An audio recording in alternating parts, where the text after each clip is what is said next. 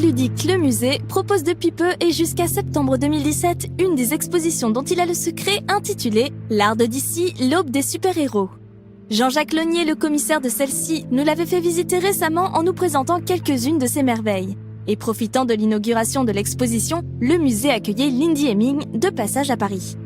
Cette costumière britannique a été récompensée d'un Oscar pour son travail sur le film Topsy-Turvy en 2008.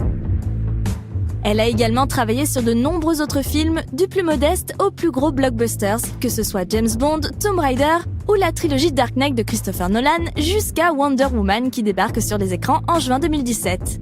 Mais quelle que soit l'échelle du film, le travail fondamentalement reste toujours le même. Well, in the terms of how you design costumes, no, there isn't any difference. Your work is the same work and your considerations should be the character that the actor's going to play and your collaboration with the production designer, the director and the actors is the work of a costume designer. It's a collaborative design process, not an individual artistic, behavior.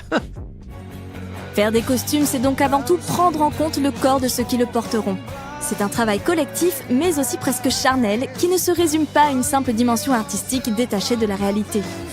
Well, it's the actor, isn't it? You can see when you see Pierce Brosnan and you can see Daniel Craig how very different interpretations of person can be James Bond. And if you look at Roger Moore and then you look at Sean Connery, they're not the same kind of person at all. So first of all, as I just said before, it's about the actor that's going to wear the clothes.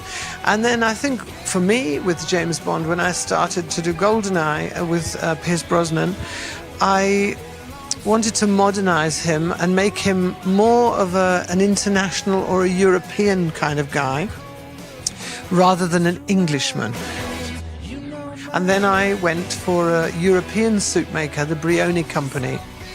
And I persuaded them, hoped them, asked them, begged them to make his suits tailor-made, but to make them in the Italian lighter weight, softer, really extremely expensive new fabrics, and just to give him a lightness and a sleekness which he hadn't had in the previous Bonds for sure, previous two anyway. And then when Daniel Craig came along and I did Casino Royale, I dressed him also with Brioni in Casino Royale, but then when I left, they changed and they dressed him in Tom Ford. And I think you can see there's such a difference in the look there. And I don't feel so happy with his, with that look. It's much too modern for me. It's too tight and modern. Yeah. James Bond ou Batman, tous ces personnages projettent une forte dimension iconique. Travailler sur des costumes de luxe ou des armures est après tout une question de style, de forme et de silhouette pour faire ressortir une personnalité. Mais ce travail requiert de grandes connaissances techniques et une expertise de tous les matériaux disponibles, surtout lorsqu'il s'agit d'améliorer l'armure de Batman. Well, with Batman, it's easy to answer because in the first film, Batman Begins, we weren't able to do what we wanted to do as much, I think. But in The Dark Knight, I was wanting to change the suit completely. I had wanted to, but now I was able to. Oh, my first inspiration really was Nike trainers that I had, and I was looking at how they were made and how they had meshes and elastics and plastics and molded pieces. And I thought, that's the way.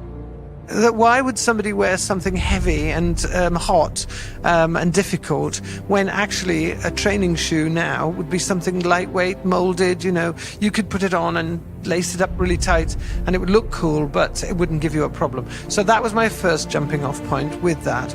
And then I also started to investigate the advances in the military and what they'd done for soldiers to wear under their, uniforms for protection, the Kevlar and everything.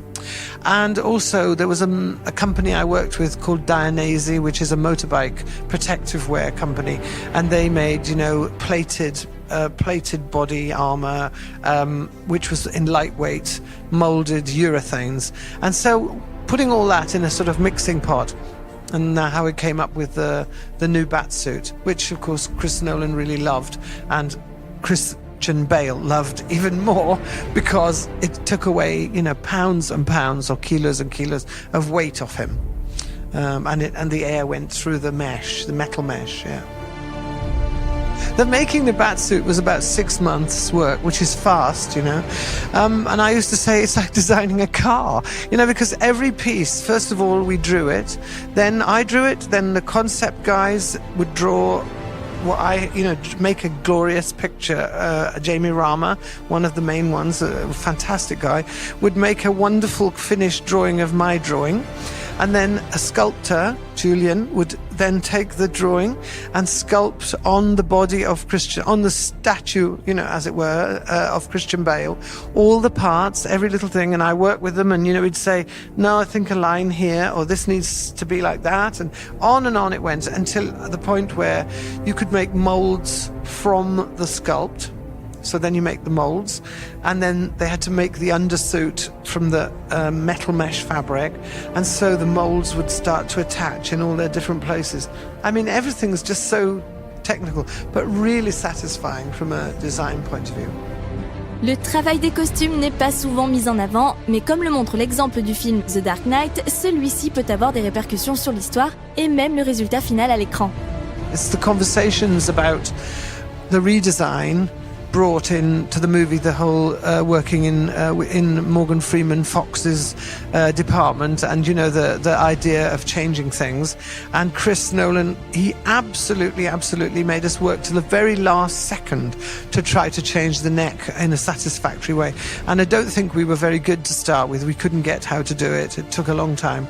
But anyway, in the end, I managed to think of a different way of compressing the rings on the neck, which was the only way really that a person can bring their shoulders up and down. You can make it thinner and lighter, but if it's still straight going that way, you can't come up, you know. So there was that. It was obvious really in the end when you think about it.